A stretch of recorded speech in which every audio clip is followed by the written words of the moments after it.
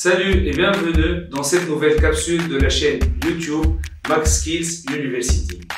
Je suis très heureux de vous retrouver aujourd'hui pour continuer notre parcours de la comptabilité analytique.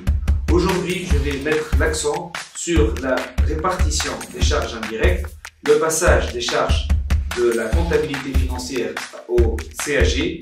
Donc, sur ce, je vous dis, c'est parti.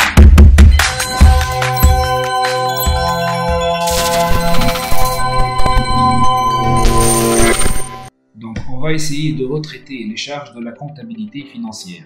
Donc, le point de départ serait les charges de la comptabilité financière, bien générale. Donc, on va commencer par les comptes de la classe 6. Je n'ai les comptes de la classe 6, le compte 60, jusqu'à arriver au compte 69. Au niveau de la CAG, on doit retrancher les charges non incorporables. Qu'est-ce que ça veut dire les charges non incorporables? Ce sont les charges non répétitives, les charges hors exploitation. Prenons un exemple. Au niveau du compte 63, le compte charge nette sur cession d'immobilisation et autres pertes sur éléments non récurrents ou exceptionnels, cette charge est considérée au niveau de la CAG comme une charge exceptionnelle puisqu'elle est non répétitive. On vend par exemple une voiture et on réalise une perte. Cette perte est considérée comme un élément exceptionnel, un élément non répétitif et par conséquent non incorporable. Autrement dit, toutes ces charges figurent au niveau de la classe 6, mais elles doivent être retranchées au niveau de la CAG pour aboutir à ce qu'on appelle les charges incorporables. Donc les charges non incorporables, ce sont les charges qui ne doivent pas figurer au niveau de la CAG. Deuxième exemple, les pertes extraordinaires. Prenons un exemple, une inondation. L'inondation est comptabilisée au niveau de la comptabilisée, au niveau du compte perte extraordinaire. Donc c'est un événement non répétitif et par conséquent on doit l'éliminer. Troisième exemple, les dotations aux amortissements et aux provisions. Comme vous savez, les amortissements, il y a plusieurs méthodes d'amortissement, l'amortissement linéaire, variable, massif, etc. Donc vous l'avez vu au niveau de la comptabilité 1. Donc au niveau de la CAG, il y a deux méthodes qui vont être éliminées. Tout d'abord, la résorption. La résorption, c'est une méthode d'amortissement direct. C'est une méthode qui va être appliquée sur 3 ans, donc elle est considérée comme un élément non répétitif à retrancher. Il y a l'amortissement dérogatoire, c'est un type d'amortissement qui doit être retranché. Pour les provisions, donc le compte dotation, fait les amortissements d'une part et les provisions. Pour les provisions, on a plusieurs types de provisions, provision client, stock, provision terrain, provision par exemple risque et charge et ainsi de suite. Donc au niveau des provisions, il y a des provisions qui doivent être éliminées puisqu'elles ont le caractère exceptionnel non répétitif. Exemple, la dotation aux provisions pour dépréciation de terrain. Donc c'est un événement qui est rare, donc il va être considéré comme non répétitif. Les provisions pour risque et charge, exemple litige. On a un salarié qui a été licencié, il n'a pas commis une faute grave, donc généralement qu'est-ce qui va se passer? Femme a un procès qui aura lieu prochainement, donc ce procès, ce procès va aboutir au paiement d'une pénalité. Donc c'est un événement qui est hors exploitation, c'est un événement qui est exceptionnel, donc à éliminer. La prime d'assurance au profit du personnel, même raisonnement, les rappels sur salaire, même raisonnement, les impôts sur le bénéfice, que vous voyez là.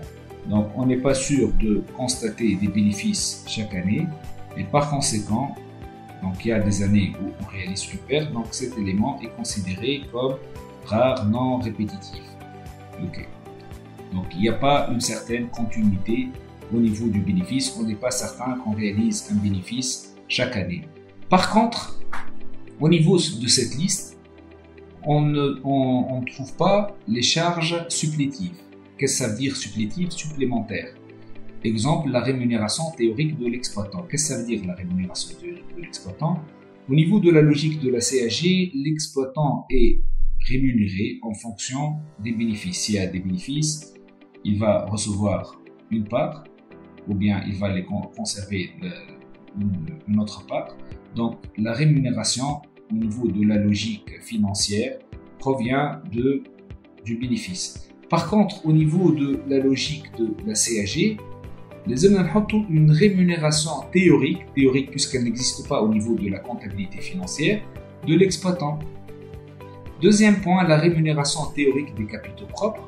On sait généralement au niveau du compte charges financières, le compte 65 charges financières, les intérêts, les charges financières concernent les dettes.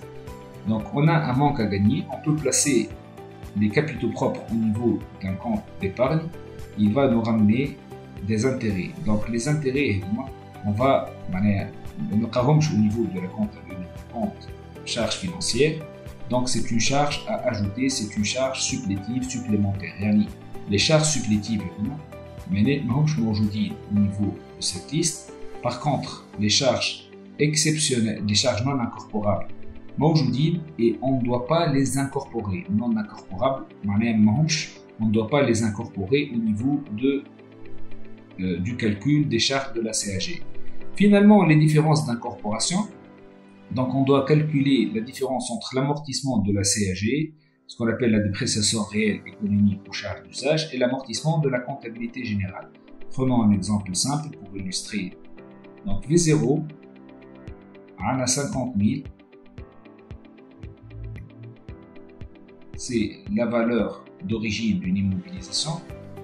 Généralement, par exemple, pour déterminer l'amortissement, on divise sur la durée de vie. Donc, on aura un amortissement de 10 000 chaque année. 10 000 chaque année. Et c'est l'amortissement selon la méthode linéaire calculée au niveau de la comptabilité financière.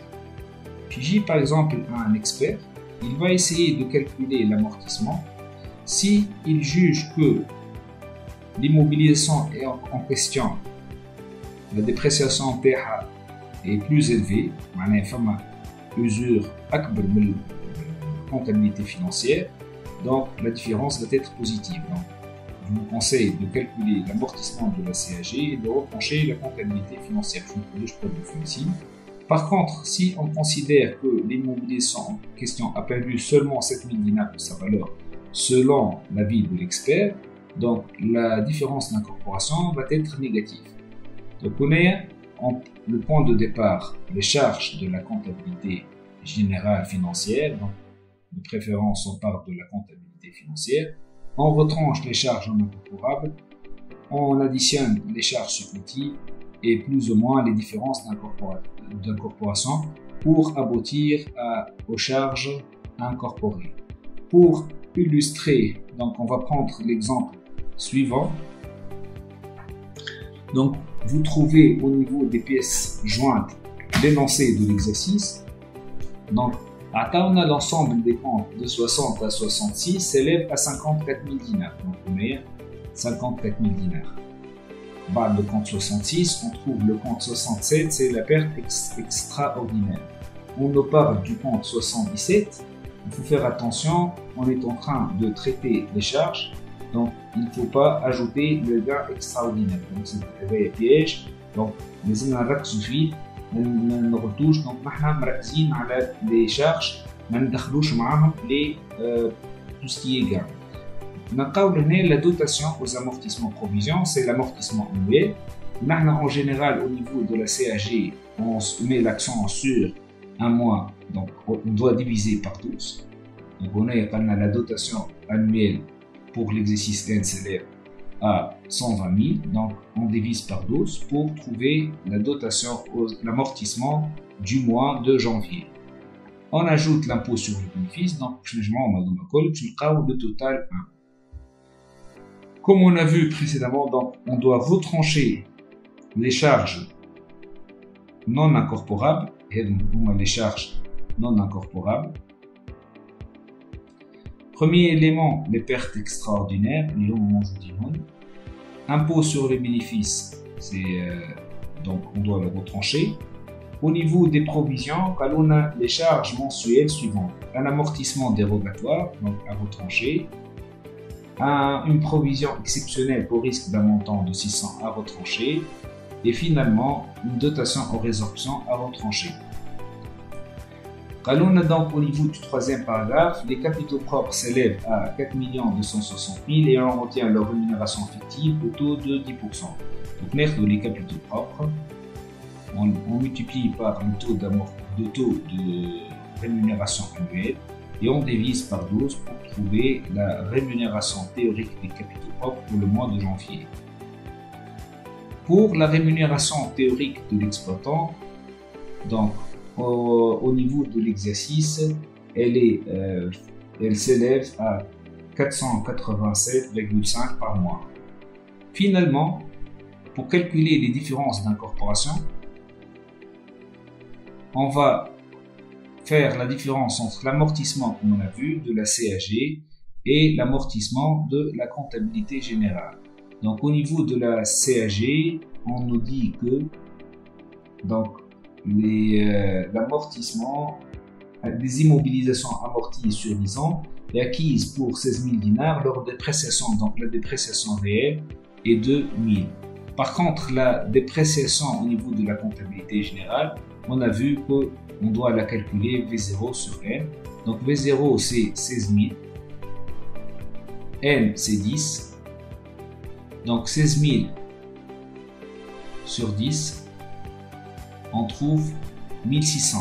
1000 moins 1600, donc le résultat est négatif, moins 600, on divise par 12, donc on aura finalement moins 50 pour le premier élément. Deuxième élément est amorti selon la méthode dégressive, donc on va faire comme méthode dégressive, V0 sur grand N fois 2,5. V0 pour le deuxième élément s'élève à 8000, la durée c'est 5 ans, multiplié par 12, donc nombre de 1000 moins le résultat obtenu au niveau de la comptabilité financière, et on divise par 12, donc on aura un résultat de plus 36. Finalement, le résultat T4 c'est la différence d'incorporation, c'est moins 50 plus 36, donc on aura un résultat de moins 14.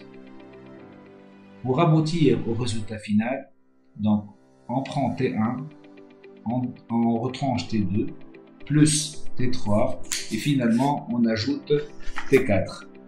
Donc j'espère que cette vidéo vous l'avez kiffé. Si vous avez des choses à dire, écrivez dans les commentaires. Donc je vous dis à bientôt et bonne chance pour votre révision.